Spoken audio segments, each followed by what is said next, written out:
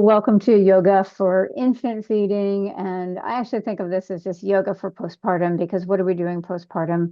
Um, we're feeding and changing diapers and hopefully getting some sleep. I would say that's pretty much it. If we get some food in there, that's great. A shower, amazing. Just if we're lucky, I feel like it's this bubble of blissful, exhausted fog of love and stress. It's just all in this bubble together. Um, anyway, welcome. My name is Jessica. I've been teaching prenatal yoga for 25 years, which includes postpartum and mom and baby and onward.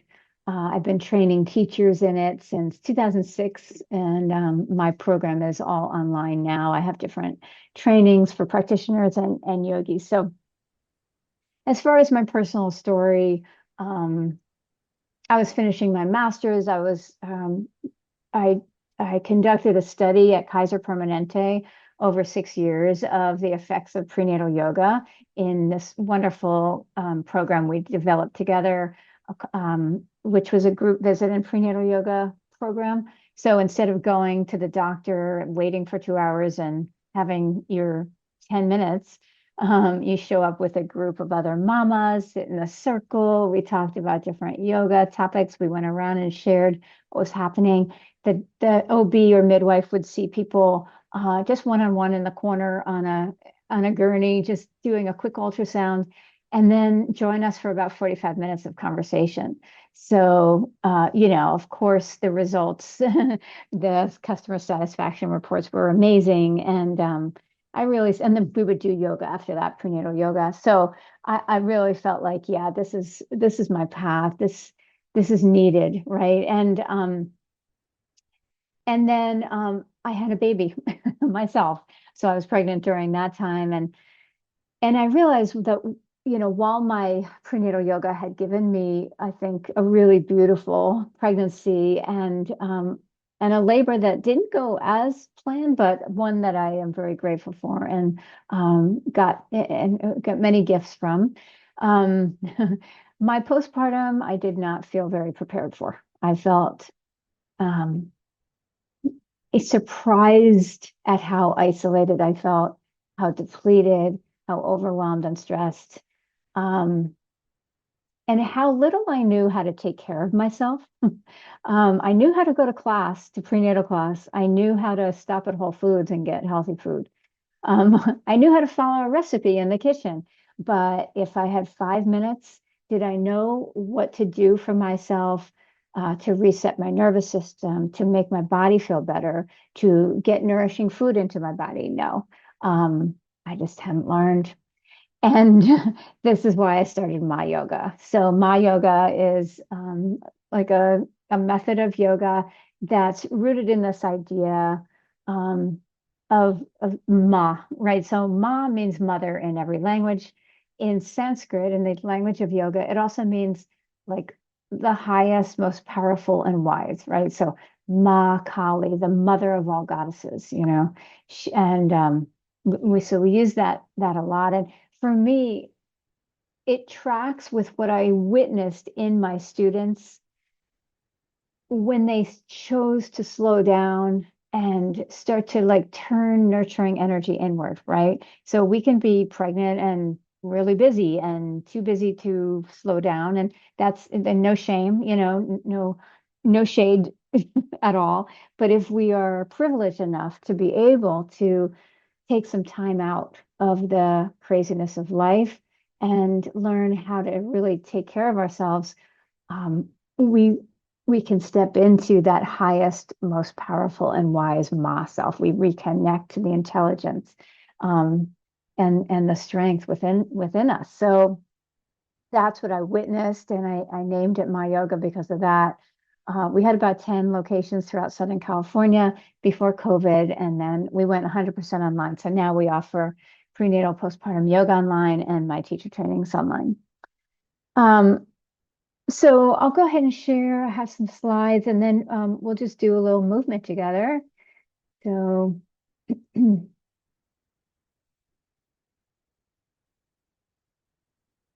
Yeah, so this was one of our locations down, I think, in Long Beach. Super sweet. Um, yeah, so for me, what I realized was I had learned certain things about yoga that I needed to shake off. Um, that it had to be in this pristine studio, that I had to have this long, sweaty practice and really feel transformed on every level. Um, about meditation, that I had to literally, I was taught by my teacher, if you're not going to do 20 minutes twice a day, don't even bother. And so I didn't as a new mom when I needed meditation, maybe more than any other time in my life. I let it go. I let my yoga go.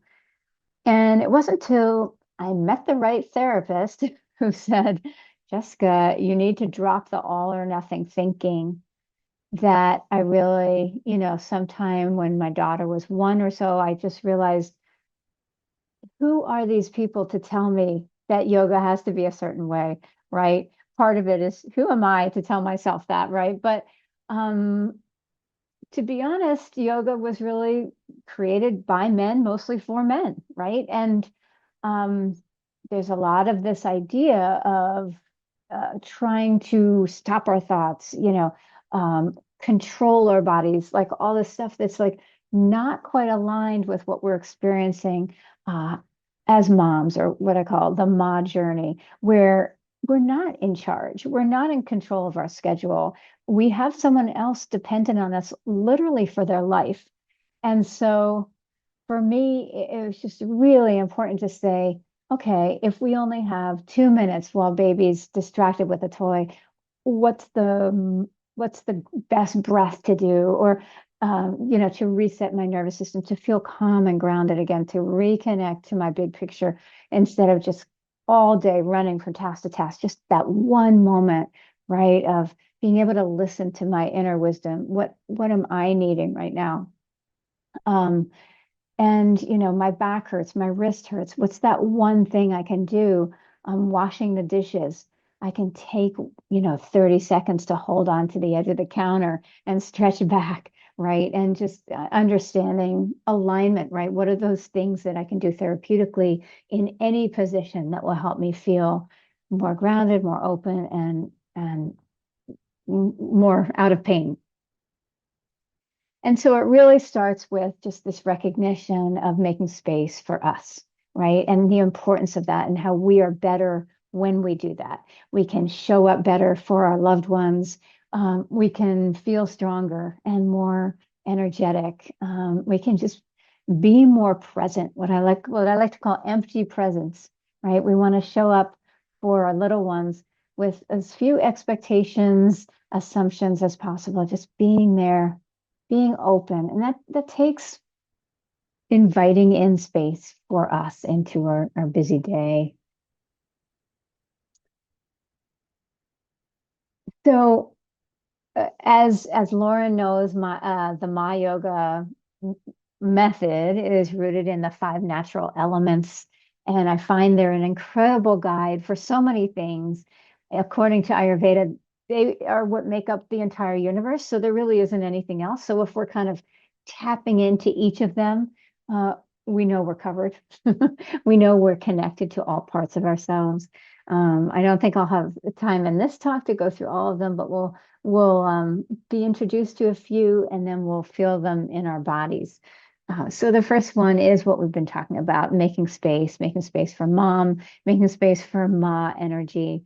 And so these work on every level of embodiment. So we can think of making space just mentally, just literally remembering why it's important to take a moment to receive, and how much better we're going to be. Honestly, as I said, I didn't have a practice in my first couple years, few years. I came back after 2 years.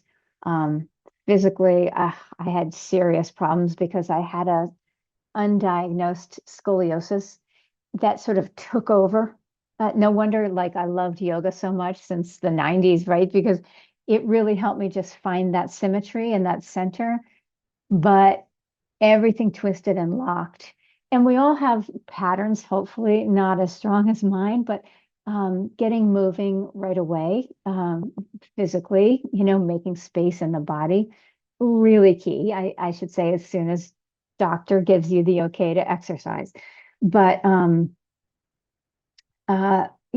physically, and then mentally, mentally just remembering, maybe even before you get out of bed, before your feet touch the floor, just having 1 minute of breath and letting go and bringing attention into the space between the thoughts so that we're not just going from thought to thought, from thing to thing all day.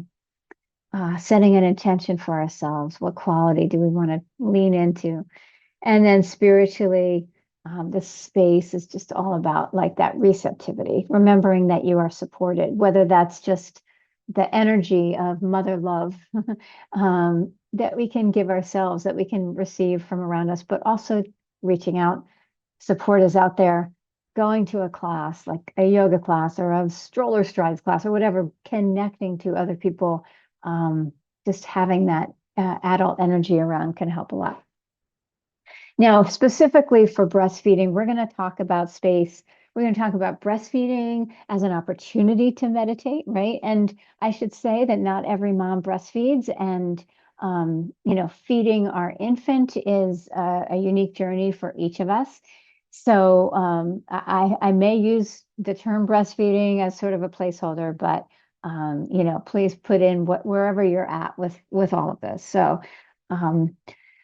But also some of these are particularly related. So opening up the ducts here happens, we call it the top of the chest or all around the heart center. So we'll practice breathing in that way.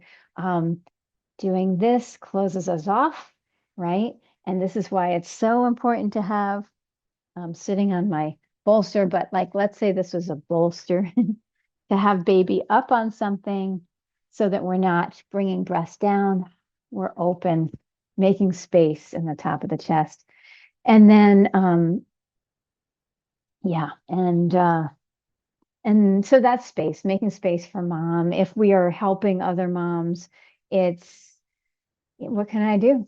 How can I support you? Bringing them water every chance that we get.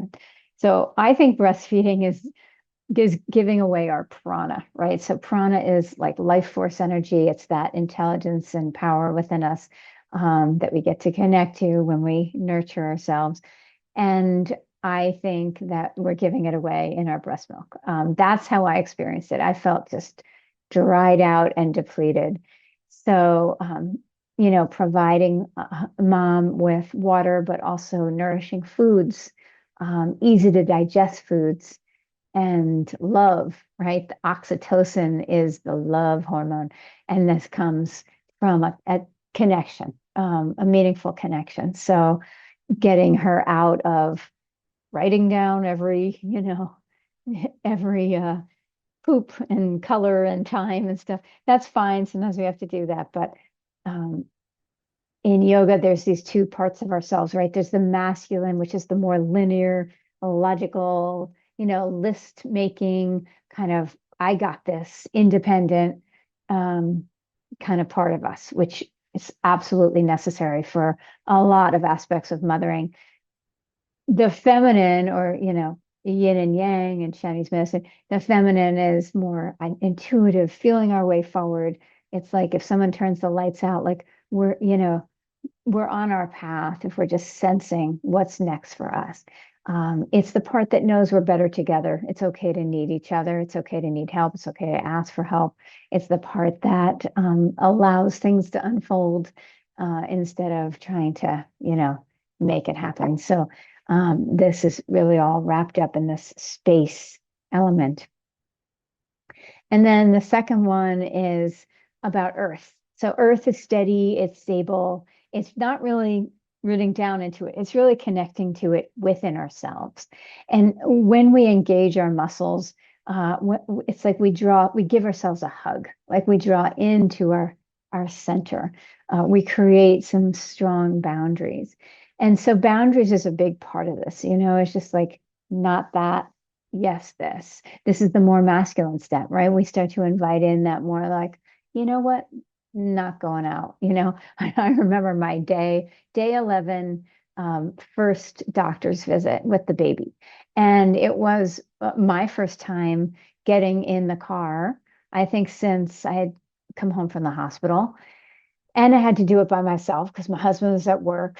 And, I had it all planned out. I was ready. Baby, had been fed and washed and, changed and nice clothes and everything's all set.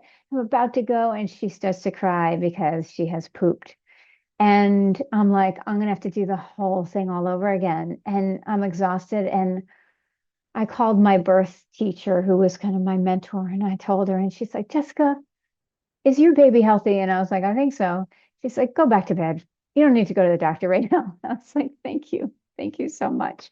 It's just like, you know what? No, I'm good. Thank you. Not that you shouldn't go to the doctor, but we have to make our choices. Um, Upper back strength. So this is the second thing. So first we're making space for feeding, breathing all around the heart center. Then we're going to use a little bit of strength in the upper back to release these tense muscles. So when our upper back is not engaged, what I call the upper core, the traps can get very tense, very painful, get into the jaw, headaches, all sorts of problems. So we're going to draw into that steadiness in our center, be able to relax the periphery. Spiritually, it's this sense of like there's an eye of the storm, right? There's a place of peace within me. And that when I go there, everything can kind of fall away that I don't need. So that's that one. And finally, three, we have water. And water is the playful dance of it all. It's the time when we can release some tense muscles that tend to happen in the groins and the pelvis that tighten the low back. And so if you think about like an African dance where you stick your booty out, that's just like this natural release of tension. And really important to bring that in. Moms tend to automatically like do this when they're holding baby and they're swaying. We see moms swaying. I still do it in the grocery store. But this is really about remembering to keep it light, remembering to be playful. So letting go of our previous ideas about productivity, right? And I have a list and I can get it all done in a day. Maybe you make a list of some important things that are part of your life, like it's important to me to have a little yoga. It's important to me to do some work on a creative project. My work is important. My relationship is important. Whatever they are, if you can tap in to some quality moments in almost all of them throughout the week, once throughout the week, just once for each, then you get to feel that you are moving forward on your path, right? That's enough. And yeah, so reframing that, physically shaking your booty, spiritually just finding that play of life again, not letting everything be too serious. Yeah, so let's go ahead and just try some of these things out. We'll just, take a little time to do this sitting. I'll invite you to stand and you're welcome to do it. If you want to turn your camera on, you can, otherwise you don't have to. But we'll start sitting and just do what I call a space meditation, keeping it very simple. Sometimes it's best not even to call it meditation with people, just becoming as spacious as we can, right? So if you're sitting on the floor, you can sit up on a cushion, just reach back, take the meat out from beneath your seat, sitting a little forward on your sitting bones. So you feel a little tilted forward. That'll help the lower back lengthen. And then with your exhale, you can whisper, ah, like you're misting up a window in winter.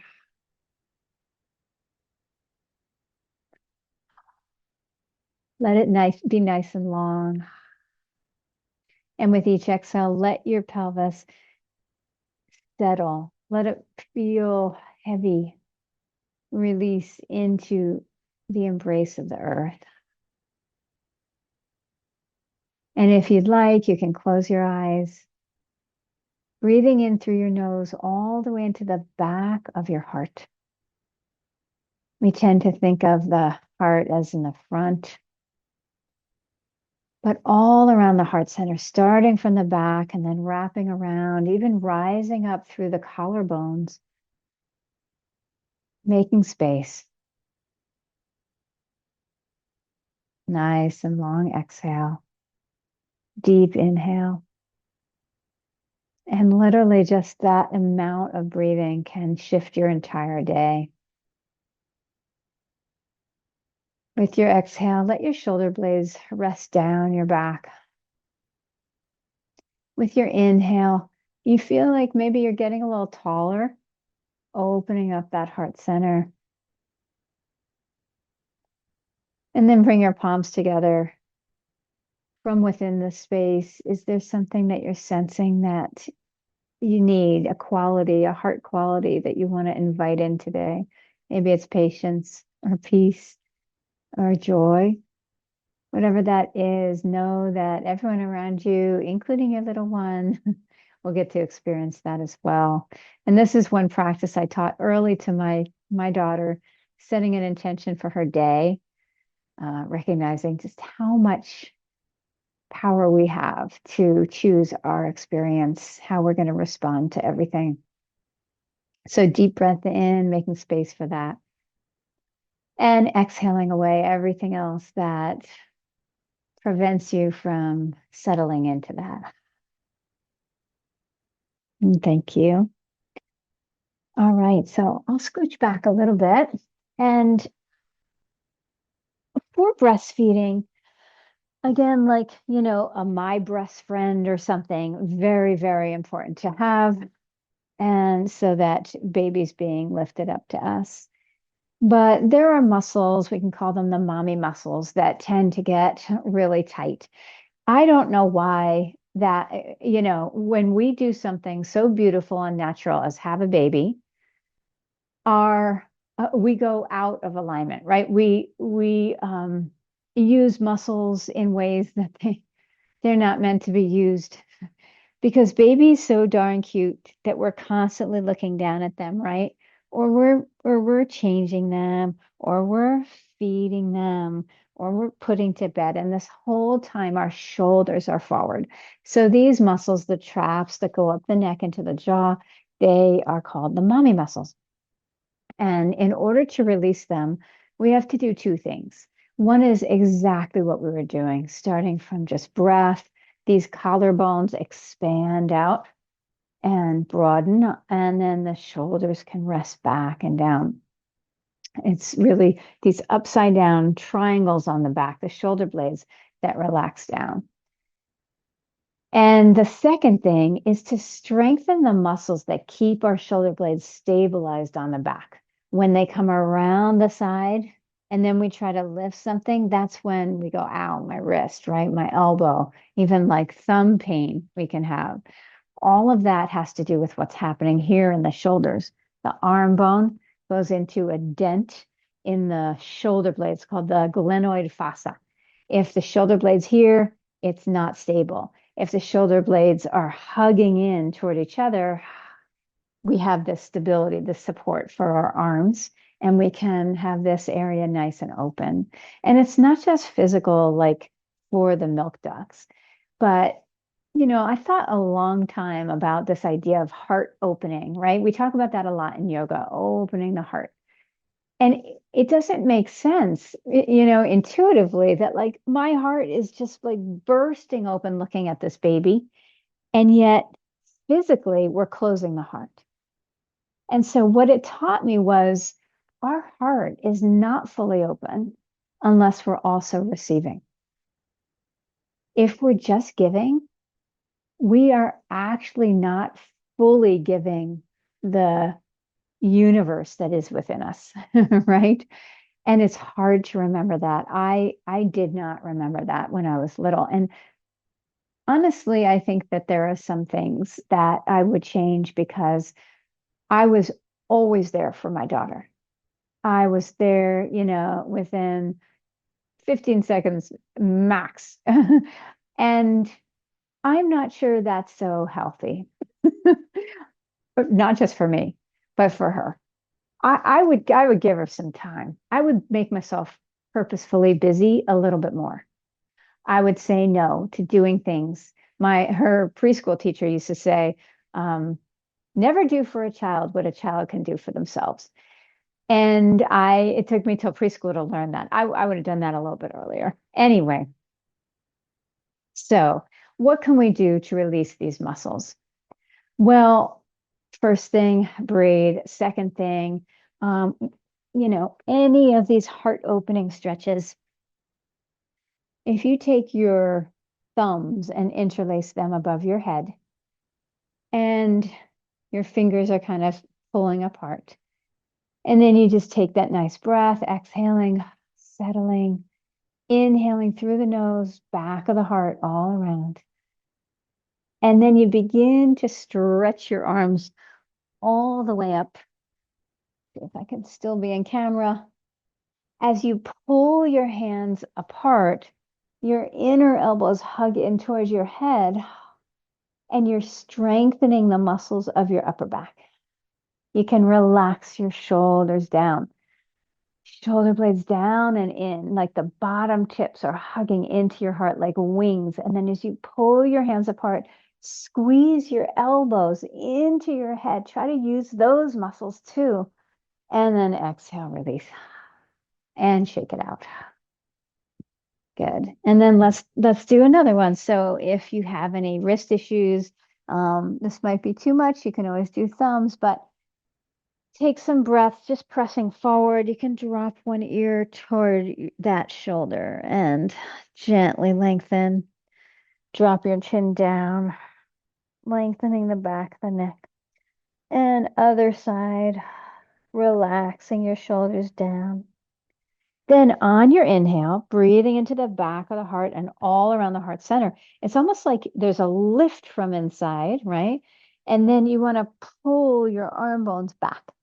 So I'll show you one more time. So disconnecting is pushing forward, making space. Now we're going to add this earth stability by pulling the arm bone into the socket, shoulders back, and then keeping that stretch up. Same thing, you're gently isometrically without moving, pulling your hands apart, hugging your elbows in, shoulder blades down your back, and then even your head goes straight back. So if you were driving, you'd be looking at the street still, not looking up, but your neck is long. And then one more breath and just press your palms up, press through the crown of your head upward, exhale, root down, make space, and release. Release. So you can see how we kind of spiral back around to space after we do these principles. I'll just show one more thing, and this is for low back stuff. So basically, if you want to come to stand, really simple way to experience water energy is just hip circles, right? So take your feet a little wider than your hips and maybe make some an infinity symbol. Um, so just going around. And as you do, I want you to notice that the tops of your thighs press back to take your butt back. So this is a really key place to put our intention, pressing the tops of the thighs back, even when we're standing, thighs back, right? And what this does is it helps lengthen the lower back, return it to its curve, and then we can exhale. And that's actually fire. We learn in the training all about how to do fire safely in the belly for both pregnancy and postpartum, even if there's diastasis recti, especially if there's diastasis recti, which is abdominal wall splitting. So what I like to do with moms is just give like simple things you can do during your day. So here you are at the kitchen, at the kitchen sink, right? And you feel like, oh, my back is kind of hurting. So pretend this is the kitchen sink and just hold on to the edge and step back, Feet are, outer hip width, toes straight ahead, bending your knees. Take a breath and we'll do all three. Deep breath into the back of the lungs and softening the heart center. And then begin to draw in. So from the hands, hug your arms in, lift your armpits up so shoulder blades hug, and even lift and spread your toes so your legs wake up. And then get that watery energy in the hips. You can go side to side, pressing one top of the thigh back and then the other. Should feel really good on your lower back. You can even add a little cat cow here, rounding. Inhale, press the top of the thighs back. You can bend your knees to lengthen. One more time. Let's do exhale, tucking your tail under, lifting your belly, and then inhale, stretching those thighs back. And then if you like, you can move towards straight legs. Keep the thighs back. Press down through your heels and push your hands into the counter. Your ears line up with your upper arms. Your belly slightly lifted, drawing in, and the back of the body spacious, receiving your breath. One more deep breath here. Exhale, nice and full. All right. Well, I hope that gave you some things to work with for, yoga for postpartum. Remember, we need to get rid of all or nothing thinking here and reframe it. You deserve it, even if it's just a moment. Um, so thank you for being here. Join us for some classes online. We have our small classes that are customized to whoever shows up. And if you're a practitioner, a yoga teacher, there's a free prenatal training that you can receive. Just go to prenatalteachertraining.com and we'll go a little deeper into how to use these principles to help mamas. Thanks.